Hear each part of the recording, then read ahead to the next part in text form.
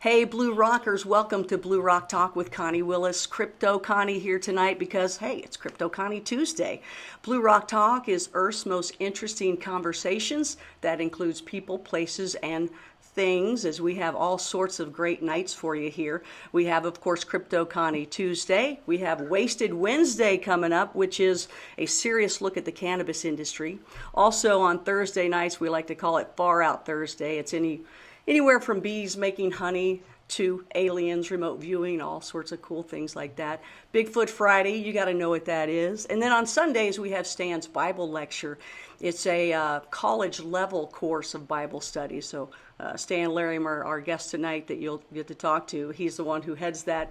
And of course, you can take him on with any questions. He likes that. And so do we. It's fun. I enjoy watching him fight back with people in a way with an educated, piece of information straight from the Bible. The guy's good. He's got it going on. All right, so tonight I want to welcome you that we're all over. We are restreaming this show all over. We're on Facebook, on YouTube, 3 different Facebooks, Twitters, DLive, DTube, Steam it will be on there afterwards, Instagram, everywhere. So I really think that's cool. Thank those of you that are following, that you're liking, you're subscribing. If you're new, please make sure you do that and find us everywhere. Just look under Blue Rock Talk or Blue Rock Talk with Connie Willis or Connie Willis. Yes, branding is exhausting nowadays. Can you imagine all those? Holy cow. Well, guess what? It's going to get even crazier. I do want to remind you that there is a crypto school out there now, and it really is good for those of us like me, who puts it in a layman's term. If you're at the very beginning of crypto, there's a link down below for a school. I think you'll like it. I'm taking it myself, and it's from the Rogue guys. If you don't know who they are, you will learn who they are very soon. But it's so nice. The link is down below. Also, for tonight's show, all the links that you hear about in this show, very special show tonight, are going to be down below. So it's an exclusive launch tonight. This is it. This is a big deal, everybody. This is world changing, and I'm excited that we get to do this. Let's see here. I want to make sure I say everything right here because we got some cool stuff happening. Our launch, our exclusivity that we have, that a lot of people have been teasing about. And then a lot of people know because they're in the right areas of Telegram or Discord or, even Blue Rock Talk. Because Blue Rockers are someone in the know, and that's why you guys are first here. All right, tonight is the launch of the world's first completely decentralized internet. Now, I am a Silicon Valley lover of the show on HBO. All right, I love the show. It's hilarious. It's great. And ever since I've been in the crypto world, the guys I'm working with are exactly like the guys on that show. So I asked the guys, have you all seen this? None of them watch TV. They've never even seen what they look like to us. I think they'd love the show too. But anyway, the big thing in Silicon Valley is the main character is building a decentralized web, the first ever. Well, guess what? HBO, you better get a hold of us because we've got it right here first. And it's from somebody that's been a friend here to Blue Rock Talk. I've had him here before and also got to talk to him on Coast to Coast as well. And that will be Jared Rice Sr. that's coming up. Before that, though, we want to bring the GodFather of BitShares, who is here with us every night on Crypto Connie Tuesday, and then some, and of course Stan's Bible Lecture on Sunday at 2 p.m. Eastern. Stan Larimer, welcome to the show, Stan. Hey. Hey, how you doing there, Connie? I'm doing great. Yeah. That's right, Blue Rockers, that's right, someone in the know. So tonight, this is so exciting. This is the launch of the first, completely, because, we want to say that because there's some people that have attempted to do something and they labeled it that way, and it's very different than what the decentralized web is, correct? So we just want to make sure we verbally get that correct. The first complete decentralized internet. Yeah, I like the sound of that. Of course, our industry is all about decentralization. The blockchain itself was a decentralized way to record events, which can be used for currency and can be used for smart contracts and for elections and all kinds of things you can do. But the idea of taking that decentralization outside the blockchain domain and spanning everything that we do on the internet is pretty cool. Now, some people might say, well, wait a minute, the internet's by itself supposed to be decentralized. That's why TCP/IP was invented, so that we could survive a nuclear attack. And so in some sense, the hardware of the internet is and has always been decentralized. But the idea of control of who's allowed to use those nodes is a question that we've got to face, because we are now at a crisis point in internet history where control of access to that internet, free speech, is under attack. And there are a lot of gatekeepers out there that feel it's their duty to interfere with free speech on the internet and to pick winners and losers and decide who gets to talk to people and so on. So that, I think, is something that we probably want to think a little bit about. What is the motivation and the need for a decentralized internet before we get into looking at Jared's solution, which is quite impressive. Now, you know computers very well, and the people in the crypto world are just total geeks. And geeks is a good word, right? It's a nice thing, right? Okay, It's like a privilege, I guess, because I'm not one. But I love it. I just am not as advanced as you guys are, for sure. So as one of the normal people, civilians in the computer world, I always, I never really knew there was decentralized or not decentralized until the crypto world. So are you saying that with the internet right now, I really don't have the control I thought I had? Somebody else, well, you had said before that you've been in different countries and they don't get certain things. Is that because certain things are cut off and blocked? So you are saying, no, it's not as free as I think it is. Well, that's a good example. The Great Firewall of China blocks YouTube, for example, and a bunch of other things. Apple just had to agree to certain onerous constraints in order to get its products into China. So we've been used to that for a long time with authoritarian countries like China and Russia in particular, and certainly lots of little dictatorships around the world are like that, certainly extremely like that in North Korea. But the shocking thing is it's also true here in the United States, getting more and more that way all the time. We're sliding rapidly down a slippery slope to where there is no perceivable difference between living in China, Russia, North Korea, or the United States. And that should be shocking to people. That should be horrifying to people. But what has been done is certain people behind the scenes have split us into two different warring factions along political ideology. And that is very useful to getting control over both sides, because you can always pit one side versus the other. You just couch anything you want to do to anybody in political terms that the half of our country, or presumably other countries as well, will find. Heck, everybody is not liked by half the population anymore. Unless you take no position on anything, you're going to wind up, being not liked by somebody. And so exploiting that split along ideological lines and characterizing people as caricatures of themselves is a common trick to avoid any intelligent political dialogue at all. It's just name calling at that point.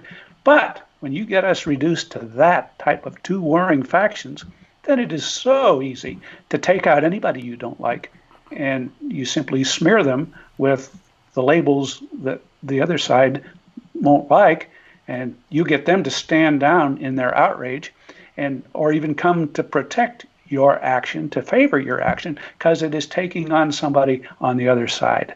And now they can do that to either side. So nobody's safe. But that once, as they establish those precedences, they chip away at our freedoms. And so that is what we're seeing happening. It is at crisis levels right now. I mean, I would say, we are DEFCON 5 in terms of our freedoms right now, to the point where they're not even hiding it anymore. In fact, they're proud of it. So I think that is the kind of thing. And maybe I ought to try to dramatize it for you a little bit, right? Sometimes people don't get it when you just talk in vague generalities. So what I thought I'd do right now is maybe give you just, I don't know, a little fictitious storyline that everybody can identify with. I'm not saying anybody's ever going to make this movie, but I'm going to sort of do what they do when they make movies that are, based on real life events, but everything's fictional, but it's a story that's, even though the characters are fictional and everything, it tells an underlying concept or something that's drawn from the real world headlines in real life. And so I'll go ahead and stick the usual movie disclaimer on here that the story, all names, characters, and incidents portrayed in this monologue are fictitious. No identification with actual persons, living or deceased, places, buildings, or products is intended or should be inferred. No person, entity associated with this monologue received payment or anything of value or entered into any agreement in connection with the depiction of cryptocurrency or tobacco products. And no animals were harmed in the conception of this monologue. Okay. What do we rate? Are we rated R, G, PG-13? I'm going to keep it at the PG-13 level, where I just might say a word that you used to not be able to say on TV. Okay. Actually, you don't have any worry about that for me. But it would fit into this because it's that serious. So what I'd like to do is just tell a little story about a entrepreneur. The setting of this is located in Dallas, Texas. I used to watch the Dallas TV show, so I'm going to call my hero in this story JR. Okay, because JR was, of course, the famous guy from the Dallas TV series. And, he was always doing clever things. He was a little bit of a nasty dude, but, also very clever. And boy, did he have a nice evil grin whenever he won a particular battle on that show. So anyhow, this is JR in his early years when he was nothing but a computer hacker. And he was busy inventing something to change the world. And while he was working away at it and just about ready to introduce it, a series of evil characters formed a conspiracy against him. Now, I'm just going to take a minute to tell you a little bit about these different evil characters that will appear in this show. This is just, it's sort of partly a script, or it's partly a story arc, if you will, for what you might make into a movie. The first evil character is the evil ex-wife. Now, she is the type of person who wants to win custody of her child and is willing to say and do anything in order to get it. She doesn't have any real thing against JR, but being an evil character, she doesn't care who she hurts to get what she wants. And what she will be doing throughout the whole storyline is making stuff up, outrageous stuff, accusing him of everything you could possibly accuse him of, with the intent of defaming his character before the Texas courts so she can get custody of her child. That's her only motivation. And unfortunately, like in most states, Texas isn't the only one, but there's a presumption that the women are the person who are harmed in this case. They are always believed, and the man is the evil character that must be held at bay, and the default assumption is always in favor of the woman. So she's going to leverage that tendency by telling these stories that the police always have to take seriously, because otherwise, what happens if it's true and they ignored it? So they always come down super hard on JR anytime she makes something up. Okay, that's one character. Another character is his evil rival in the industry.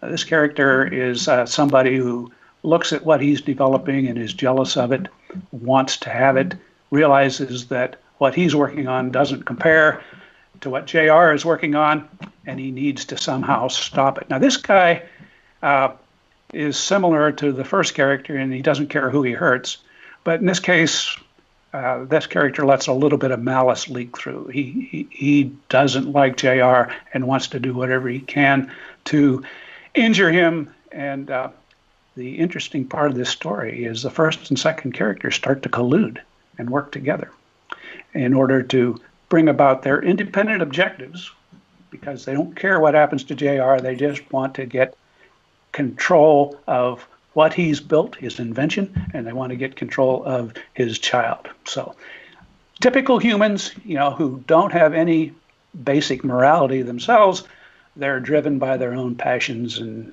their own desires and don't care who else gets hurt. Okay, the third character in this thing is actually a big legal firm, the type of faceless legal firm that you find in many movies. And their interest in all of this is to make money, like all legal firms do, but they would like to actually build up their reputation as people who are experts in taking down scams in the industry and recovering the funds. And if they can get the job and the reputation of doing that, then hopefully in the future there'll be lots more business where they get to be the people that act as the receivers and collect the money. And of course, if they spend enough time counting the money and investigating the money, they can eventually consume a lot of the money that is confiscated in any type of case that may come up in litigating throughout the industry. So once again, these people don't have anything in particular against JR, but they do have their own motivations and don't care if JR gets hurt in the battle. They're going to go ahead and build up their reputation. They're going to go all over the world talking about the fact that they've got a job that involves a major case in regulatory domain. And hopefully they can build some fame and some PR and brand recognition out of all of that. Okay, so there are three of the characters. Now, the fourth character, and what you do in a movie like this is you make a composite character that represents a lot of things. It could be a lot of different people that are doing different parts of this, but you always put it into one villain so people can understand it. So this particular character, I'm going to call him the Fudslinger. He's actually a member of the community where JR works, and he is the type of person that likes to go out on a crusade and pick up rumors and expand on them and embellish them, because he gets a certain amount of prestige from being the guy that's dug up dirt.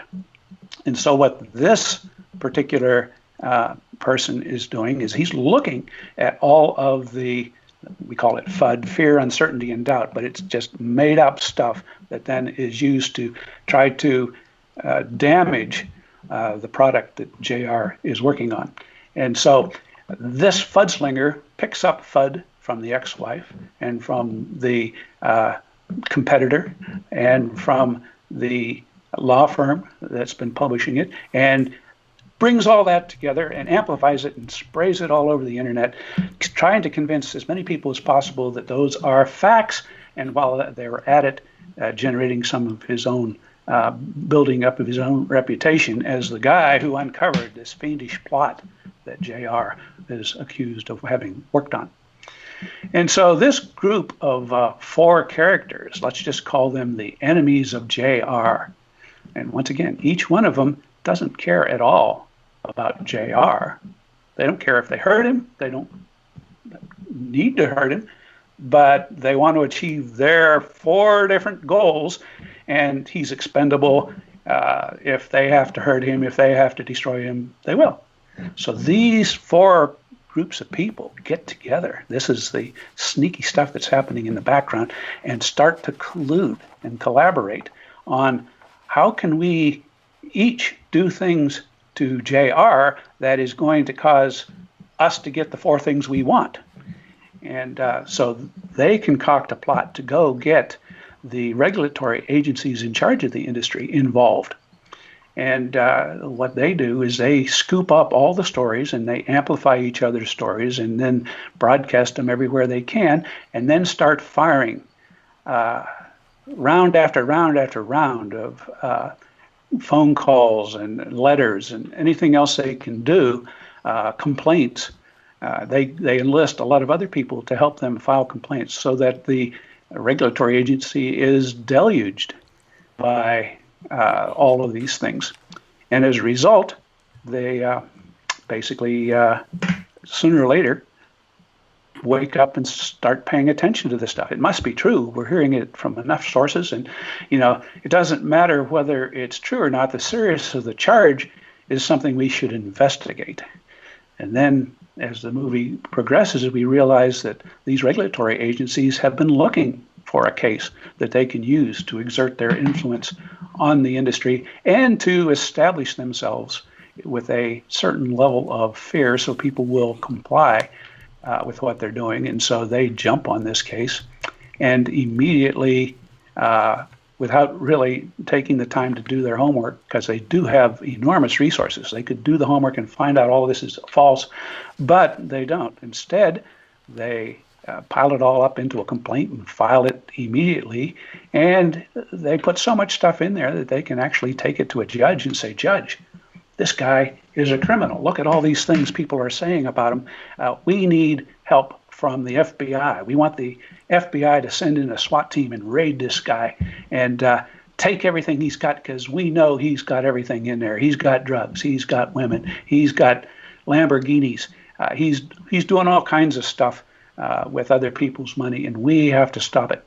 And the judge tends to believe them. He has no reason to expect that they may have just grabbed a bunch of stuff they have no hard evidence for, so he grants them permission. Now, the FBI, in this case, we're going to portray them as guys who are really wanting to do their job, but face it, their job is to take down another drug ring or another criminal thing every day.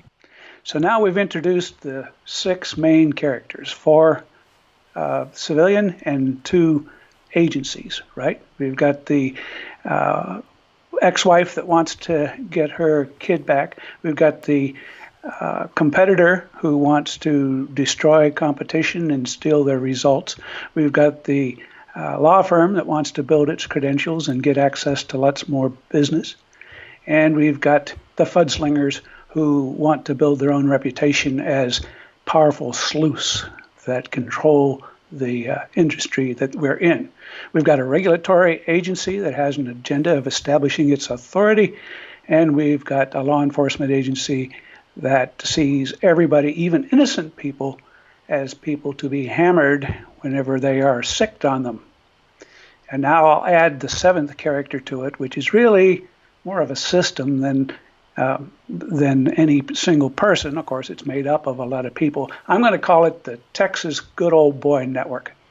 Okay, this is the group of people who make up everything you find in law enforcement. All the lawyers, all the judges, all the law enforcement people, all the public service workers, they all get to working together in their whole careers, and their relationships with each other are more important to them than doing justice on any given case. And so they collude and collide and scheme and scratch each other's back and feed information that shouldn't be fed back and forth between each other. And that's going to be a particularly interesting part of this movie, because there will be lots of scenes in it where people are doing sneaky, dirty tricks in the Good Old Boy Network, asking and calling in favors. And, typical dirty trick is 2 of them scheduling a critical court case in 2 different courtrooms at the exact same time and forcing JR to forfeit one or the other of the battles as he goes along. So there, I've set the stage now for all these people, but that's just the opening act. That's the action scene that has the FBI kicking doors in and wearing body armor, getting these few software developers out of bed, and taking them outside all day long and interrogating them one by one and generally treating them terribly. But this is where it gets really interesting and really scary, because what happens is this whole system likes to cheat. It's not a case of trying to do their job of protecting people or finding out who's innocent or who's guilty so that justice will be done. No, they want to stack the deck in their favor. They have nearly the infinite resources of the government in which to spend as much as they need to, but that's not good enough for them. They want to seize all of the assets that JR has.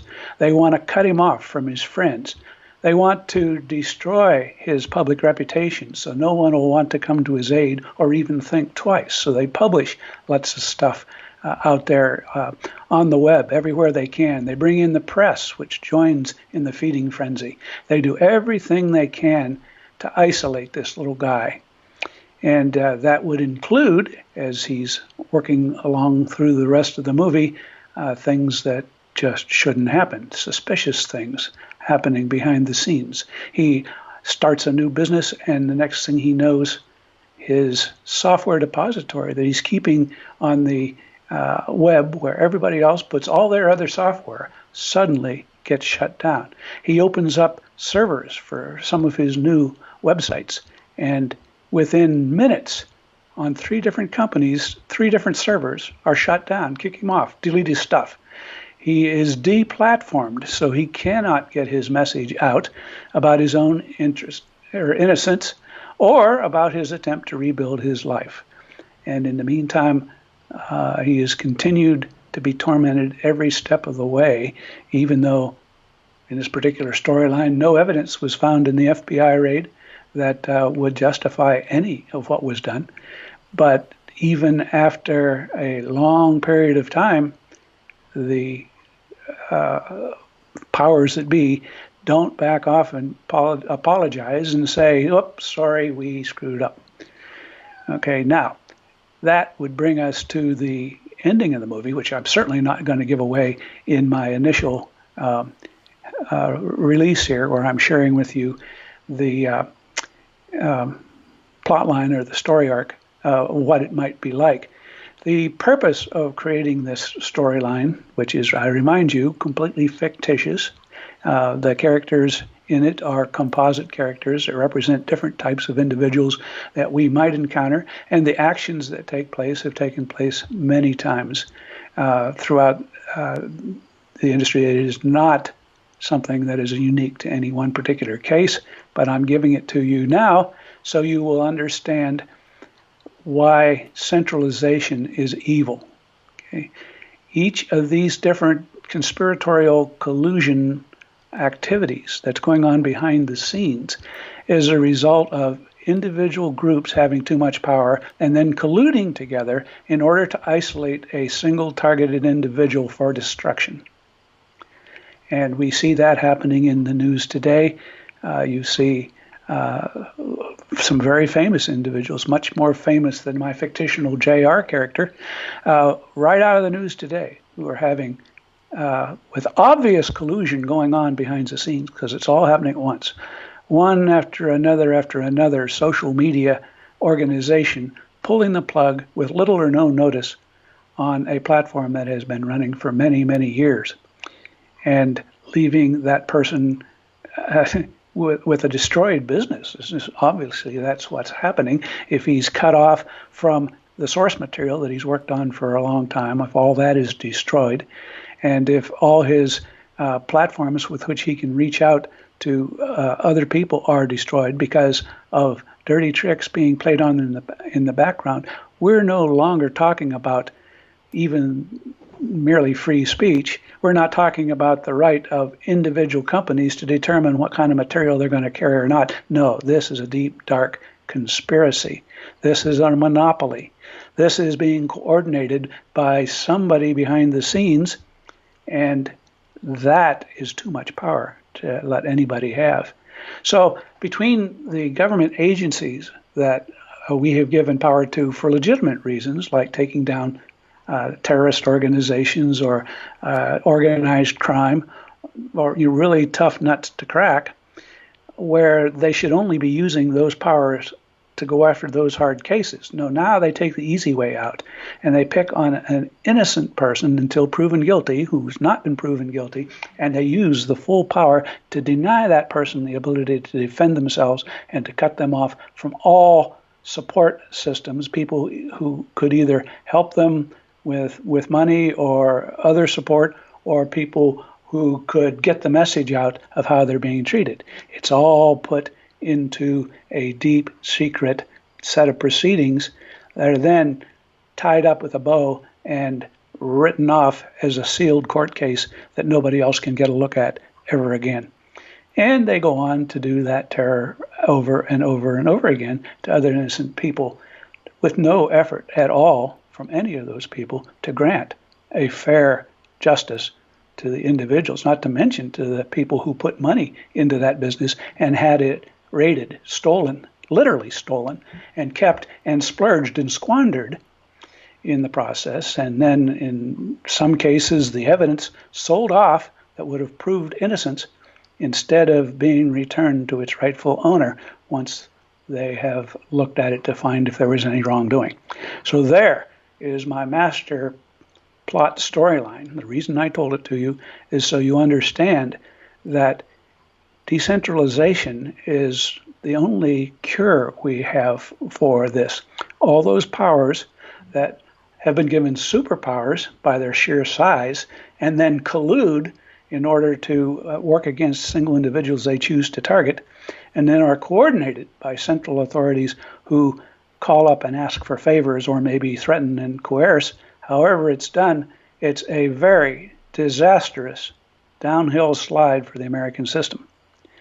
And so that is the great evil that we are up against, and we're seeing it play out. And if it continues to play out, it will become natural recurring thing that we'll all get used to, and then we will be just like all those movies you saw about the Cold War or about World War II, where people had to whisper. Remember on Hogan's Heroes when Sergeant Schultz said, "I know nothing, I see nothing, I hear nothing."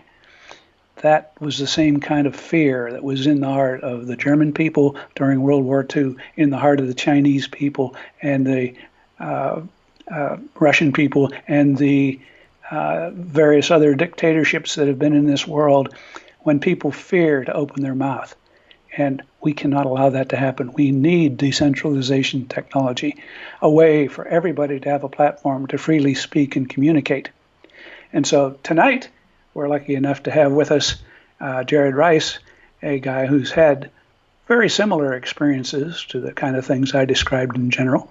And he has really impressed me by the fact that he stuck with it, even though the whole world was against him, and even under those austere situations produced the technology that he's about to release tonight.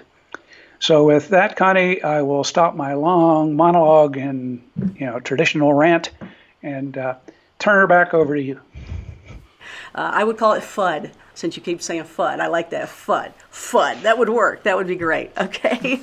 Stan Larimer, the godfather of BitShares there, becoming a producer and a writer, and he's getting into the guild soon. That was excellent. But the thing is that I think it is based on a true story, and so then that's a little bit more serious. So on that note, we will bring in our guest star for tonight, launching the world's first completely decentralized internet. He's back again, Jared Rice Sr. Yay! Hey, Jared, what's going on? How have you been? I've been good. I've been well. First, I have to say thank you to Stan for everything he did for me and taking my back and coming to my rescue, because we definitely wouldn't be here now if that hadn't have happened. It was a dire situation where I had no right to make money, spend money, and just like anything else, we just wanted to follow the rules. So if we had have followed those rules, I don't know what would have happened. So special thanks to Stan for sure. Yeah, so last time we talked to you was actually on Coast to Coast. Before that, we were here on Blue Rock Talk, and you were telling me all about this great stuff that was coming ahead. And I'm telling you blew my mind. My jaw had dropped. I thought, what? And you were talking about the money being raised, and I think you mentioned the word billion. I mean, it was just exciting. It just, But you said something about, yeah, I got to re-say everything to my mom too so she can get it. I remember you talking about that. So she seems like a pretty cool lady, because I would too be going, what? And I was. So all this great stuff was going on. Next thing I know, we're talking about, guns to your head when you wake up in the morning and you're gone, and Jared is no longer heard from, except Stan would talk about you throughout and let us know how you were doing. So where are we with all of that? Are you done with all this? And it was basically because you called something a bank, your project a bank? Was that it, bottom line?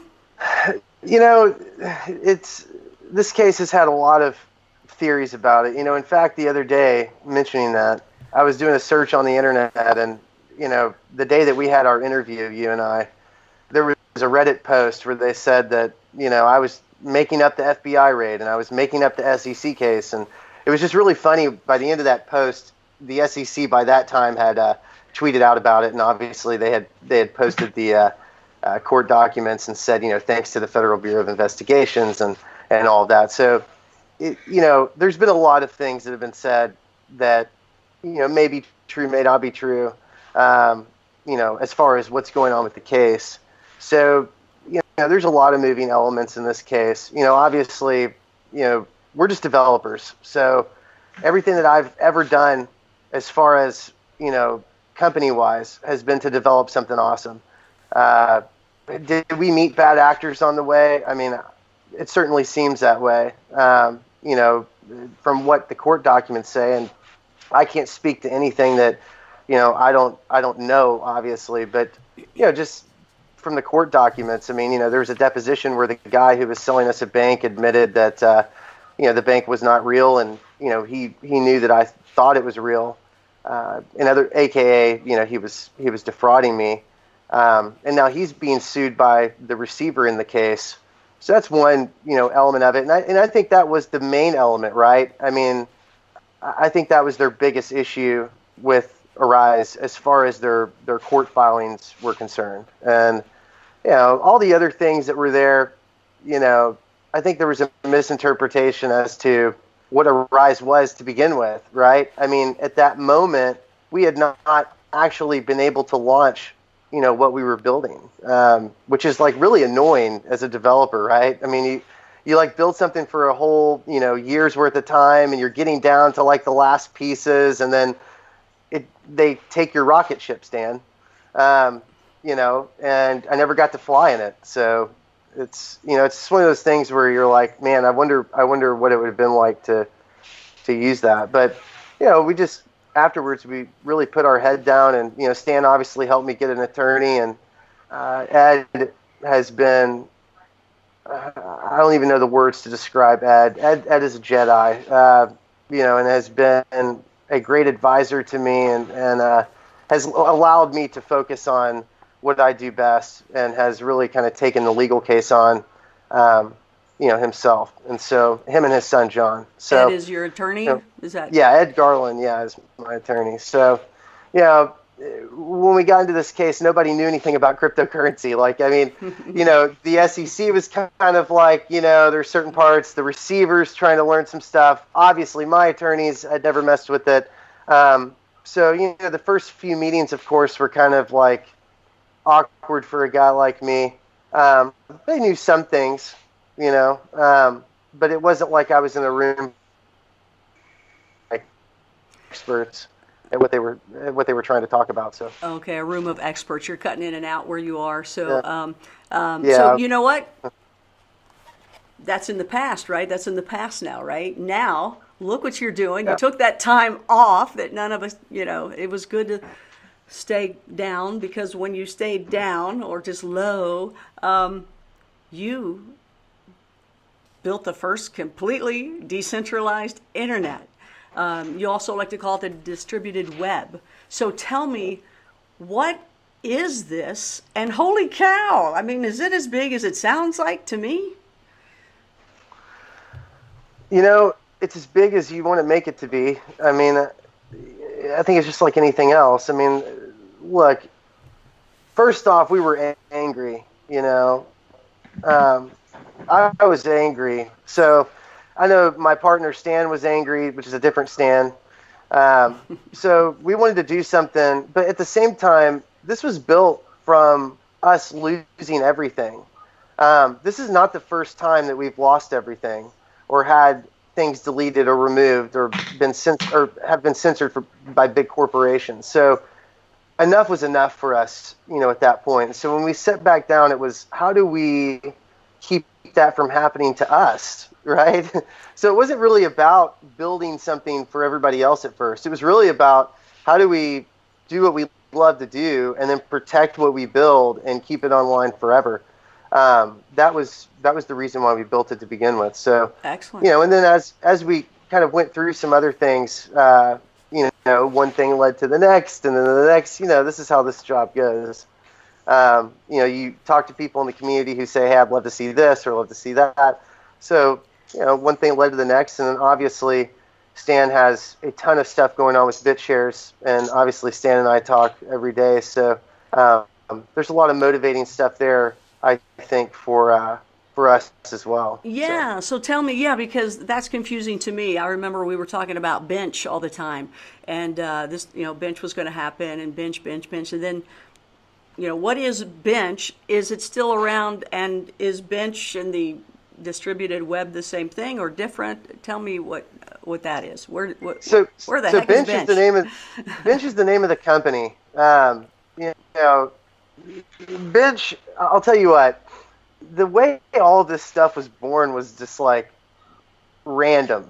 It just kind of all came to us like in a dream, So bench for us was, it was like the first word they used for banking, way before they used the word bank. So I think in the beginning we were like, hey, let's try to redo this bank software. Obviously rebuild it from scratch because, the original software is the receiver's property at that point. But we had some different ideas. We wanted to explore some stuff. And so I think that's where we kind of started out. But that name caught it on. Stan started talking about it. It was on your show. Yeah. It was all in the Telegram rooms. So we kept that name. dWeb is just a protocol. So it's not a company. Nobody owns it. There's no, I don't own it. Like for instance, the stuff that you were putting up last night on the dWeb, I can't take it down, right? I have no power to control whatever you so, yeah, and let's just back up a little bit here. So first of all, describe a decentralized internet, briefly. Basically, what is a decentralized internet?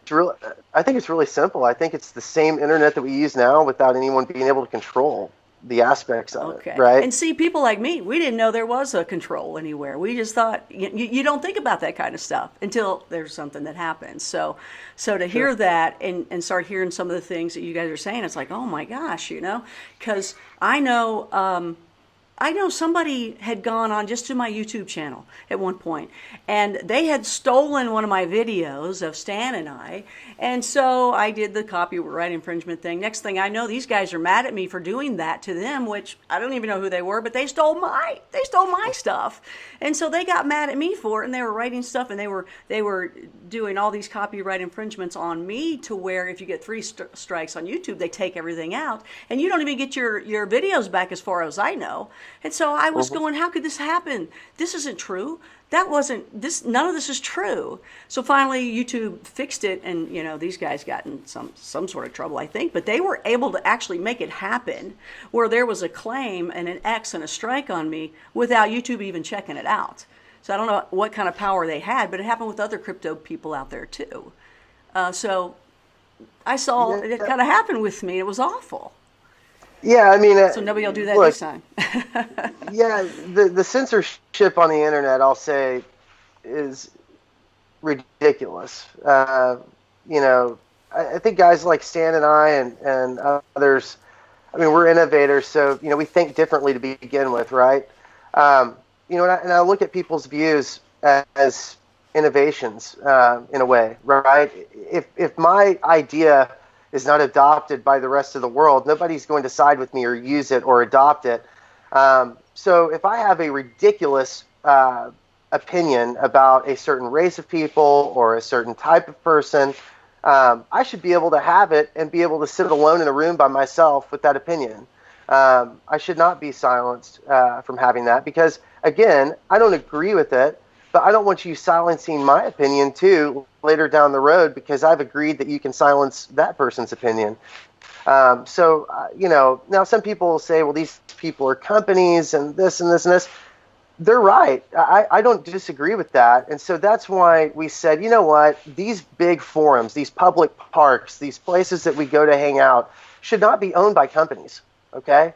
They should be decentralized. They should be a place where we can all go and talk and follow who we want to follow and chat with who we want to chat with.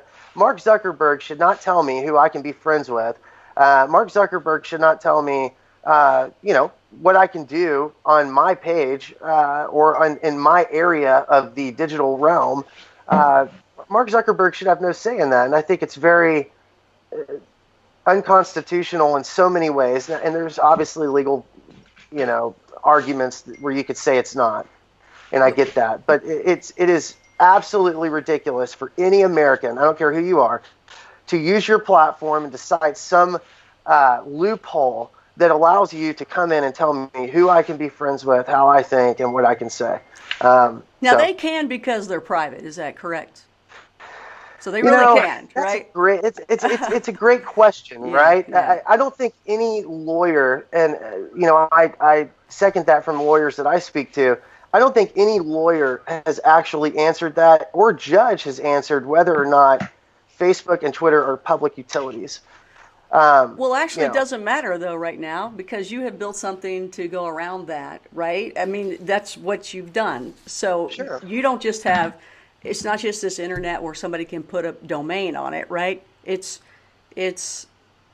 can we do that? It's also, I think you've got a Twitter and you've got like a YouTube and you've got all the things that people use, but you have every one of those out there decentralized, right? Yep. Okay, so what all do you have? What all do you have? So today we're going to take it slow. So we're going to start the launch of the protocol and then the browser, okay? And then we're going to launch our social network, which is called dStatus. So we have dWeb, which is a protocol like HTTP. So you have HTTP://, everybody knows this, is becoming a part of our lives at this point. Then you have dWeb, which is dWeb://. And that's just the protocol. That's all it is, literally. And then you have dBrowser, which is our distributed web browser for the distributed web. And then you have dStatus, which is our distributed social network. All of that will be released tonight. And then as we go throughout the week, I'm going to do a Steemit article. I've got a 24-part series that I'm doing on the differences and also how the HTTP has become controlled by 20 major tech companies. In fact, if 20 tech companies, these 20 companies I speak on, wanted to shut down the HTTP-based web, they could do it if they all colluded to do it. Obviously, they wouldn't do it because this is how they make their money. But the point of that argument is to show, that they really can kind of collude and make it be what they want it to be. They can silence you in 5 seconds. And that includes your websites, right? And so dWeb, unlike other protocols you've seen for decentralized internet, allows you to build websites, distribute those websites, and it's completely peer-to-peer. There is no blockchain. You can build applications. We have our own database softwares and libraries. So everything that we've built is like truly customized to what we do. There is no WordPress or anything. You did this, you did this at home. At my mom and dad's house on the back patio. I love it. It's like that Will Ferrell scene where he screams meatloaf to his mom in the kitchen. It was about 6 months of that. That's funny. So that is funny. That is very funny. I got the visual for sure. That's awesome. So let me just spit this out again. Those of you just tuning in, this is Blue Rock Talk with Connie Willis. It is Crypto Connie Tuesday. We have an exclusive launch of the first ever complete decentralized internet. And with that, by the way, all the links will be down below so you can go to any of these because he's launching them right now. So just to make sure, again, we have D browser, which that's like the Google, Chrome, Firefox, right? That's Safari, all that, the Explorer, correct? Correct. Okay. Got to put it all in layman's terms for people like me. The D status, that's like the Twitter? Or what is that like? It's like a Twitter, right? So, it's like your status. The thing that makes sense. Yeah. So the thing that we really wanted to do and what we saw as a way of manipulating, and that's what we're doing this 24-part series on, they're able to manipulate HTTP through the types of apps and then the types of things that they do over HTTP. For instance, when you go on Twitter, they tell you what's trending. It doesn't necessarily mean that that's what's trending. They tell you that this has 1,500 retweets, but it actually in reality may not have 1,500 real people who have retweeted it. We stayed away from things like that, searching for users. User privacy is a very funny thing, right? So what we did was we thought, okay, Stan should be able to have a status profile that only him and his wife have access to. And I should have no possible way of finding that profile, being able to read that profile, or do anything with that profile. As an advertiser, I should not be able to buy that data. I should not own that data. That's Stan and his wife's private status updates about whatever that status update bridge or connection was created for. So in other words, social networking should be private and public. So if you want it to be public, right, like I'm sure, Connie, you would want a page that's public, you can do that. But that's when you would advertise that address out to other people. All they do is hit it up, follow you, and now they can follow all your status updates, right? Now, what comes down to it is, what happens when you want to delete this? Some people may say, I want to delete these status updates, or I may have said something 3 years ago that I don't want my employer to find, or whatever. You can do that immediately, and nobody has a copy of it. They may seed it, but it's fragmented amongst peers. You have the full copy of that data, and you can remove it from the dWeb at any time. And by the way, I am on there as Blue Rock Talk and Connie Willis, so I'm already on there. Yay! And you're on there, so I think it's fantastic. Stan on there tonight. I'm going to get Stan on there. All right. Yeah. So I got 2 on there. I want to get 2 more. Can I get more? Yeah, absolutely. Okay. It's fun. So if you go to settings, you can load a new profile. Okay. I saw it. I was scared. Yeah. I was just scared. I thought I'll wait and I'll ask Jared. Well, no, keep in mind, you have to literally delete it, okay, out of the browser section or off of your computer manually. These are files on your computer, right? Oh. So the dWeb is completely hostless. There are no servers. There are no hosting companies. You are peering this out from your computer. When I follow you, now I have your data on my computer. It's fragmented. I cannot edit it. I cannot distribute it, right? I can only sync it. So if you delete it, okay, I can't redistribute. It's Now I may have those files there, but there's nothing I can do with them, right? I mean, I could probably look at them myself to a certain extent in a code form, right? But from a app perspective, I can't see it in D status. I can't see it, through the application itself. I have to look at it from a code perspective, but cannot distribute it, right? Okay, and that's D status that he's talking about. Now you also have D video. That's like a version of YouTube. It is. Well, I'll go ahead and say, so a lot of people have asked this question. We've taken DTube, okay, and because one thing I didn't want to do on this, and Stan's well aware of this, is I didn't want to waste time reinventing the wheel, okay? We didn't do something that has already been done. We just took it and said, you know what? We like this idea. Let's put it on the dWeb, right? So we took DTube, and we've made it to where it can actually work on the dWeb rather than over HTTP, which means, and we've removed IPFS, and we've made it to where you can upload videos to the dWeb, which is important because now, I believe this. dWeb and IPFS are 2 totally different things. I think dWeb's a little bit more powerful. I think we have a lot bigger tool set than IPFS does. And then also I think that our pinning abilities, which I'll get into that, are a little bit better than IPFS. and the fact that we have our own browser and all these other tools, it only made sense for us to take DTube, incorporate it to the dWeb protocol rather than IPFS, and then have it to where you could display it over the dWeb rather than HTTP. Because here's my main point in all of this.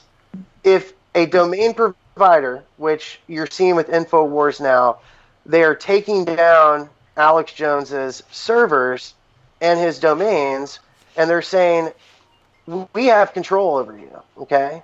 We're your hosting company, and keep this in mind, I'm paying you as a hosting company, as a service provider, to host my stuff. I'm not hosting illegal content. I'm not breaking the law. You don't like my opinions, so you're going to delete my servers.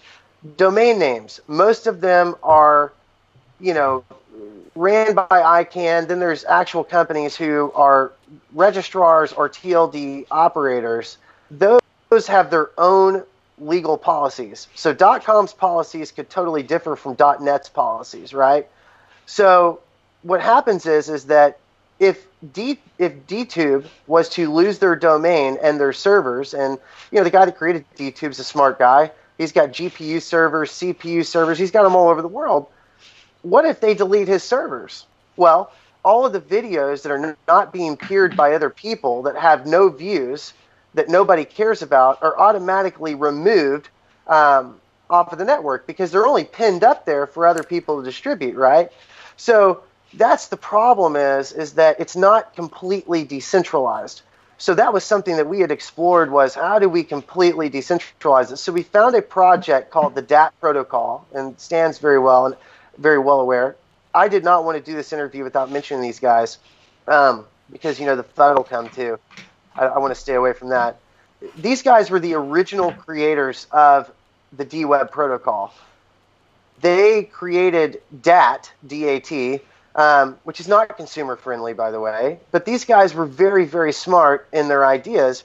Macintosh, Paul, Johan, these guys were the original developers. Now they've taken this to a point to where it is now, right? And we expanded on it. We've made it look good. We're going to bring it to the consumer side. We're going to bring the big companies in. We're going to, do a lot of that footwork that I think they were unable to do. But I wanted to say this did not just get created today. It was in another form used for something totally different. We've just rearranged it, rebuilt it a little bit, and made it to what it is now. Made it your own. You take a piece of meat and you make a hamburger out of it, and then you add your pickles or your lettuce or your tomatoes or your onions or whatever you want. We won't talk liver and onions on this one. We'll talk about a burger in this situation. So you're saying like your D video, when I had those people trying to get strikes on me because they stole my stuff, I thought I was going to lose all my videos, and I needed to download everything really quickly, and then it got fixed, thank goodness. So I wouldn't have that concern here at all. Not only would it just not be taken away, but my video's already in my computer. Is that right? With the yes. video? So first off, nobody can censor it or delete it. That's impossible. Okay, nobody can download it and use it? No. Okay. No. Thank so Thank you. Yeah. That's important. Yeah. First off, we have our own file formats for most of the stuff that we do. Other than if you're building a website, obviously HTML, JavaScript, CSS. These are the typical languages. But other than that, we've got our own video formats, our own audio formats. We have all those things. So if somebody downloaded a video off dWeb, they couldn't not necessarily upload it to YouTube. Now let's talk about this for a second. There is always a nerd somewhere who's going to create a converter. Yeah. Okay. I don't put it past anybody to create a converter. I mean, I don't. So okay. I'm not going to say that that's not going to happen. Certainly, it is going to happen. But no, you're keeping it real. I like that. Yeah, you're keeping it real, and we need to know that kind of stuff. So, just for time's sake, and to keep for those of us in the layman's terms that don't know a lot of the things that you're talking about when you go into the IPFS and all that kind of stuff, let me just get all the things that you've added. You've also added dExplore. That's a search engine. And D browser, okay, is like the Chrome and the Google Chrome and things like that. What is DPAC? That's another one. So DPAC is a developer tool set. So it's like it's like a terminal CLI is what we would call it. Okay. Where you can build all kinds of stuff. So it's really a lot of people will build D sites and dApps in their browser. I prefer to do it from my own code editor and the DPAC CLI. So, sure. So that's what all the developer tools are: is the D hosting and the D builder and the D drive and the D database. So developers are going to love this too. Yes. Okay. Absolutely. I think developers more than anything will love it first, which is how the original web was built, right? I think people love the fact that they could put a simple HTML document up on a public internet and access it anywhere in the world. So, I think now, granted, back then you probably would have thought, hey, this can never come down. Now, that is a fact. Yeah, that is concerning for sure. So here's a big question, and I got to ask you this. One of the other things you're adding to your distributed web, decentralized internet, is the dBank. Explain the dBank, because I know you had the Rise Bank, but you also got in trouble with the word bank. So why are you going with dBank? Well, first off, it's not a bank, right? I want to be clear on that. It's a dBank, which I see them as two different things. Like it's like saying, I don't know if Stan agrees with this, but it's like saying this is an app and this is a dApp, right? Yeah. They are literally two different things. So we're not ever going. I'm going to say this now. It's never going to be open in the U.S. Probably. It's never going to be available in the U.S. We don't technically want it available in the U.S. Obviously, they have their own thing. I don't operate dBank as well. That's not my thing. That's going to be operated by partners of ours out of Dubai. And so, the idea itself, we wanted to explore it. It is a decentralized bank. It is working. It has worked for several weeks. It is blockchain based. And we see the blockchain as a financial solution, right? Absolutely. And so we wanted a way for people on the dWeb to pay for things, get paid for things, and then somehow convert that into something usable. Stan and Mike have been working with the Quint project, which has been a success and is pretty amazing. Ever since I heard about it, I was like super amazed by the possibilities around that. So trick. Well, I like what you're saying about the dBank. I would still personally myself stay away from that word, but hey, that's your choice. I'm going to say this. So before I I'm even just go there, scared for you. Yeah, you know what I mean? No, Come on, dude. Hey, come here. Put your head up here. Yeah. Right? I get it. Here's the thing, though. Yes, you did. Thank you.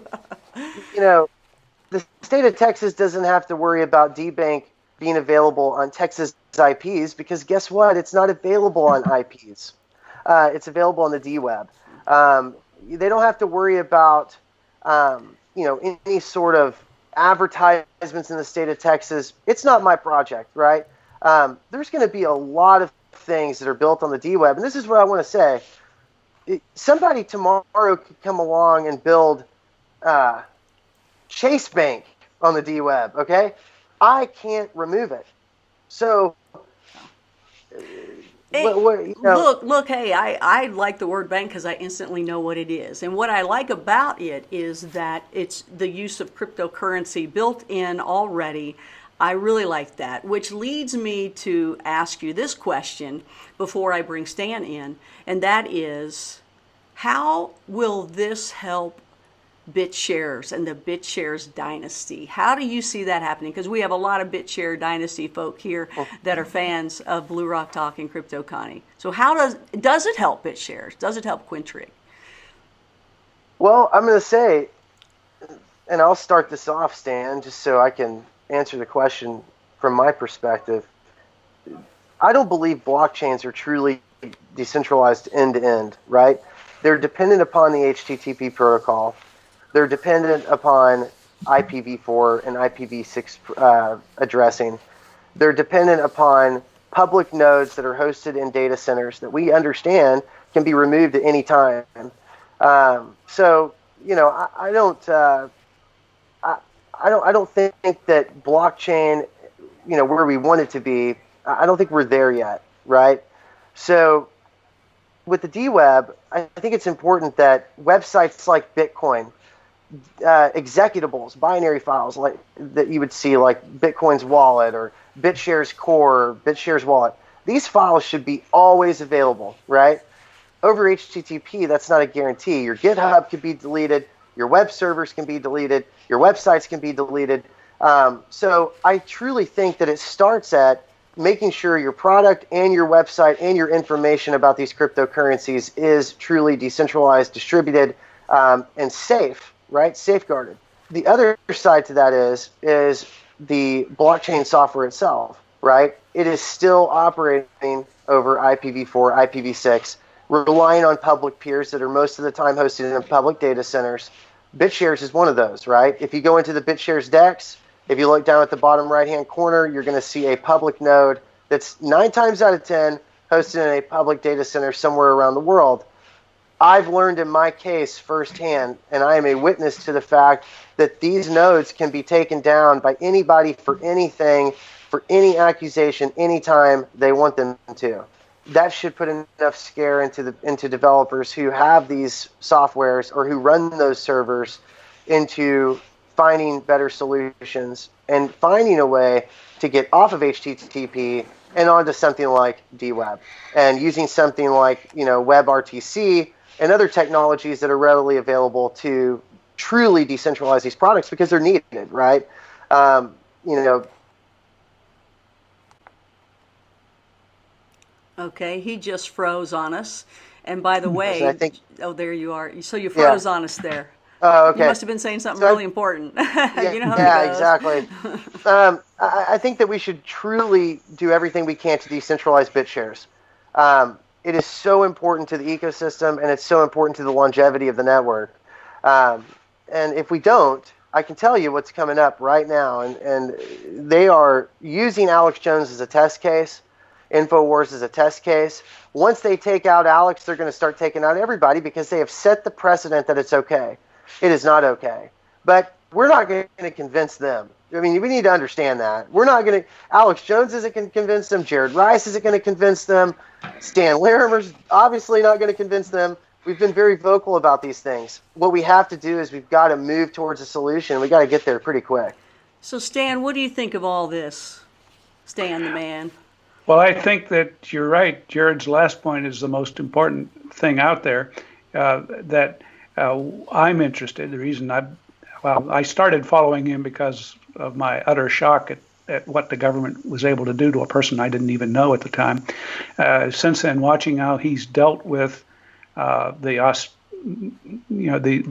outrageous things that were done to him, without caving and curling up in the fetal position somewhere, and so on, he just said, "Okay, I'm going to sit here and code, and I'm going to code up something completely new, inspired by what I've experienced." And so, the phoenix rises out of the ashes, and I think that's fantastic. I've been watching him. I've been watching several other people. He's one of what I call the 4 horsemen of, not the apocalypse, but the 4 horsemen of BitShares. Now, that doesn't mean that they're affiliated with BitShares in any way, but they're people who are doing things that will fundamentally strengthen the ideas behind BitShares. And he just described how what he's doing will provide the ability to have a much stronger infrastructure. And in future episodes, I think we can talk about the other 3 directions, each of which combined together, even though they're independent, the fact that they exist strengthens the whole enterprise. And just for the people that have just joined us, that this is new to them, thank you for being on Blue Rock Talk with Connie Willis at Crypto Connie. Explain what BitShares is so people will know that have just joined us. BitShares is an entire company put on a blockchain to do a smart coin factory and a decentralized exchange. It was conceived for the same reasons that Jared is working on his kind of decentralization, so that we wouldn't have middlemen in there controlling our lives because they managed to get a hold of a central node that you have to go through and say, Mother, may I? And if you've been with us for a while here on Crypto Connie, we talk about the BitShares dynasty because Stan has been working really hard to bring things along and in and growing and growing. And the relationship between Stan and Jarrett has certainly developed along the way. And so it's nice. I think the most important thing on the planet is relationships. I think the only thing that is real is love. But relationships alone, that's what it's about. So I like that I'm seeing the relationship continue along the way. And, you know, Jared, you could do anything with this, but you're really trying to help BitShares back out again because they've been there for you to where you want to say, hey, we want BitShares to build too, and the dynasty as well. So, you know, he's got a lot of things going. You're going to have to incorporate a lot of stuff. I love it. But I see that that's what's happening.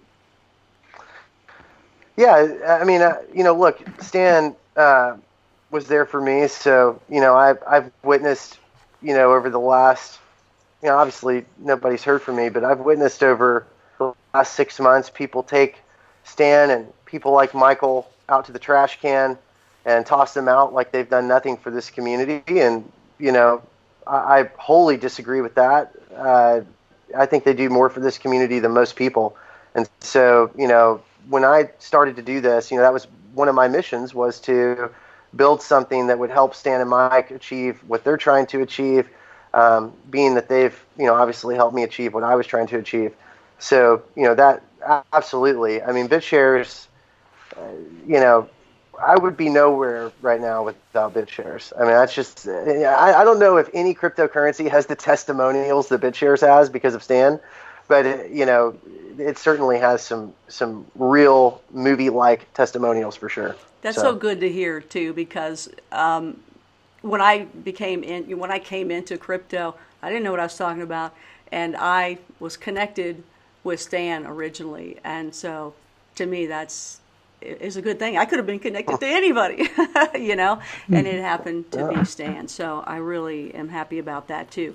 So this is pretty big stuff. So Stan, I mean, you got to be excited with the BitShares dynasty and being able to have the guy that's developing and has developed and launching right now as we speak to where you can get on the decentralized internet and, you know, kind of even dedicate it towards you. Well, I do appreciate those comments, but I'm just a harmless little fuzzball that sits in the background and makes connections myself. You know, and I like to encourage people that I think are doing good things for the industry, and I'm not the only one doing it. BitShares is full of things. I mean, I may have talked about 4 projects going on right now that I particularly like, but there's another 6 or so I haven't talked about yet, and then there's stuff other people are doing, and the neat thing about it is that's all decentralized. There's no somebody in the middle. I'm not calling the shots. I never tell Jared what to do. You know, I do describe in general in public some of the things I'd like to see developed, and different people pick them up and do them in their own way. And that's the way we want to keep it. We don't want there to be any central point of failure where you know, you can stop the entire movement by stopping one person. I love it that we are all independently pursuing our own visions, and then, you know, we collaborate and talk to each other and share ideas and encourage each other. That's probably the biggest thing, encourage each other. And we've got, you know, a really great group of people that follow what we do and cross-pollinate. They're like bees going between all the different groups and doing it. So it is really beautifully decentralized. I don't have to tell one group what another group's doing. They find out about it by the bees. Mm-hmm. All of that is great. You know, you just mentioned you being a fuzzball. I think the only fuzzball is that little teddy bear behind you that looks a little beat up over there. There's the fuzzball. It looks like the little radar teddy bear from MASH. Yeah, it was my teddy bear when I was when I was the age of JR's son. This was my best buddy. Hey. Little Stewie and Radar brings up all these things. I love it. I love it. Well, okay, besides freedom of speech, just time-wise right now, besides freedom of speech, and Stan, I'll ask you this, what else is the decentralized internet good for? What are the other pros? Well, the whole concept of decentralization is getting rid of gatekeepers, middlemen who put friction into the system. Okay, when you get those people and their friction and resistance, you experience some friction yourself. Should I say this or should I talk about this? Maybe they'll shut me down. Maybe they'll turn off my videos. I guess I can't say that. Well, guess what? The whole time you spent thinking about that was friction. It was delaying your creativity, interfering with what you want to be and what you want to accomplish. So I think the big thing about decentralization is getting rid of the friction that's induced by other people trying to control what you do and say. So let me ask you this as well. All right, so I get it. I get what you're saying. I think all that's great. I love that. There are people that take advantage of it in the most wrong way of all. There's always the bad apples out there, and that seems to be what we always that we always focus on is the bad part. I wish we'd focus more on the good stuff so that can blossom instead of putting the spotlight on the bad all the time, because then that's what we give the spotlight to, and then more and more bad people show up because, hey, they'll get that spotlight. So I despise that. Now, recently I was in a situation where I had paid for something, and it was a professional piece of, I don't know, it was a learning tool. And as I was watching it, they started talking about oral sex. And I paid good money to learn from this. And when they did that, I ended up getting my money back. But I kind of had to fight for it a little bit. And I said, look, just put a disclaimer there. Just let me know, because then I'll know what I'm about to expect, and I can decide if I want to go in there or not. If it said oral sex will be talked about here, then I would have not spent my money on it and said, that's not for me. Now, maybe that's what you want. That's fine. I don't care however you live your life. But is it possible, or is it wrong for me to even ask for, if I go to a movie, I know it's PG-13, I know it's G, I know it's R, I know it's X. Is it possible? And I love on the crypto world too, that it says, what is it not, do not look at this if you're at work or something, but what is it, NSFW? What is that little, it gives a little warning of do not open this while you're at work. Yeah, because not suitable for work. Yeah, I like that. Can we do those things? Those are good voluntary systems. Yes, that I'd can love do that if we could do and that. the proper sanction is, hey, you don't have a good housekeeping label telling me what your product is. And if I'm concerned I'm going to encounter something I don't like, I will avoid all products that don't carry that label. Okay, but you should not force people to put that label on. That's cool. That's what I object to right now, is the idea that we can force other people. Hey, I've got the free grown-up ability to reach out and consume what I want, reject the liver and onions, and get the Krispy Kremes. And, that is the way it should be. And nobody should be stepping in and saying, well, here's my standards. Can you imagine if I said to people out there that are shutting down this stuff, hey, these things don't correspond to biblical principles, okay? Jesus wouldn't like what you're saying. Please censor that. I'm shutting you down because it's contrary to the Bible. Right. Can you imagine the outrage? Okay? Yeah. But it's perfectly okay if it's politically incorrect for them to shut it down. Unacceptable. We've got to get out and get up in arms and stop this, because it's about to take over and become a permanent part of our lives. And we're at the crisis point right now. And I'm just, I got you. That's for sure. But I just want to know, if that restaurant does serve liver and onions, I just don't want to go in there. You don't have to shut down. I just don't want to go in there. And I don't, want to go in there and just have a little lemonade or anything either, because I don't want to smell it. So is that possible? And they, can voluntarily put that up just so I'll know, or just so if I had kids, I wouldn't want them to go just out of nowhere thinking, oh, look, this looks like Candy Dandy. I'm going to go watch Candy Dandy. And then Candy Dandy is, naked and thrown up against the wall, and horrible things happen to Candy. Well, we what I mean? Right. Is that possible? Is that wrong to ask? It's possible, and you don't want it. I don't want it. Why don't I want it? You got the movie rating system, and one category is unrated. Okay, and you can avoid all unrated movies, but you don't force people to have to rate everything. Okay? No. I don't want to force them. Okay. I don't want to force them. Well, then, but I would. I'd like to know that there's a system where I can go. Yeah. You all, I'm not going to talk about oral sex here, so if you want that, don't come here because this is a friendly house over here, and I'm not. That's private. You know what I mean? I think where we lose it, okay, and this is important, okay, and I want to cross this for sure because we'll get the question. So people will say, what happens when someone uploads child pornography to the dWeb, okay? Or what if this becomes the Silk Road where, people, created a store and sell drugs or narcotics? What do you do in that scenario, okay? So first and foremost, I think it's very important that, I've got a son, right? So when I go out in public with him, I am watching everything, right? We cross the street, we go wherever. I mean, I have my eyes peeled on everybody, everything, like I'm the Secret Service, okay? And I'm walking the president around. So, number one, the same way we protect our kids in the real world, okay, is the same way we would protect them in the digital world. If something like that goes online, I want to remind people that the dWeb is not anonymous, okay?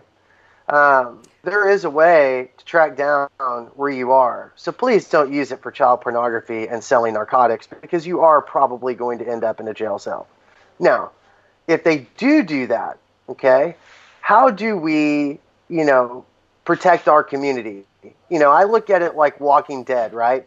You remember that, I don't know if you've seen it, but, they have this whole season where they're in this little community and they have all these nice white picket fenced houses and, everybody's safe and they have all this food for once.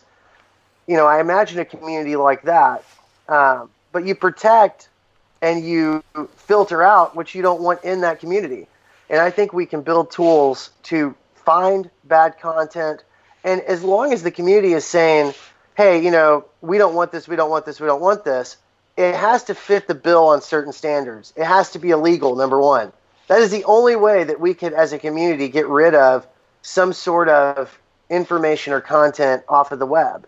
And I don't know if Stan agrees with that. But if you have child pornography on the internet, I think it is, I'm never going to sit there and say a person has the right to post child pornography because they don't. But if it happens, we think we have an idea on how to keep it from being promoted and expanded on and used to put the dWeb in a bad light, right? So, does BitTorrent host child pornography? Yes. You can. There's child pornography all over BitTorrent. There's child pornography all over a lot of different protocols. But I think there is a line where we have to set something in place for certain little things, not everything, but certain pieces that are just absolutely not acceptable. Like you would not find one person in the world who would say it was, right? And that's what's amazing. You have put together something that's gigantic. And with that comes responsibility. So those are the things you're going to deal with along the way because people like me will say these kinds of things. Now, however, during this time, Stan and I still love each other. Maybe, I don't know. We'll find out. But Jared, one word before we go. One word describing what you built for us. In one word, describe the distributed web that you created. In one word. Freedom. Stan, in one word. That was the same word I was thinking of. I thought I was going to stump you. I was like, no, I didn't think you. I thought you would at least try because I thought you might come up with something. I was picturing Braveheart sitting there at the end of the movie shouting freedom before they chopped his head off. Yeah. All right, everybody, the launch of the completely decentralized internet is now. And down below in the description, you will see the links. We're going to have all of them down there for you. Go ahead and try them. Everything is set up for you. If there's any problems yet, maybe, everything's good, right? It's good to go, right, Jared? It's good. At midnight tonight, here's what I'll say. At midnight tonight, those links will fully work. Everything will be working. Okay. So at the tick of like 11:59, the whole thing's going. Now, obviously, you're already using it, so technically it's working. That's right. But as far as the websites are concerned, us opening the floodgates, It's at 11:59 tonight, Central Time. All right. We love it. Jared Rice Sr., thank you so much for being here. A true blue rocker in the know. Can you see? Yeah, baby. And we know Stan can do it. Another true blue rocker. And see how he and I can agree to disagree, even though actually I think we were saying the same thing. So anyway, fist bump, babies. Y'all did good. Give me a fist bump. Jared, that's awesome. And the BitShares dynasty grows as well. Thank you for being a part of Blue Rock Talk with Connie Willis and Crypto Connie. Of course, more to come. Always more to come. And Jared, you'll be back, right? I will be back. Yeah, excellent. I'm all over the place now. Yeah, he is back. I feel good. All right. I feel good. More to come here. Thanks for watching. Please like, subscribe, follow, share, pass on the word. The exclusive launch was here on Blue Rock Talk with Crypto Connie.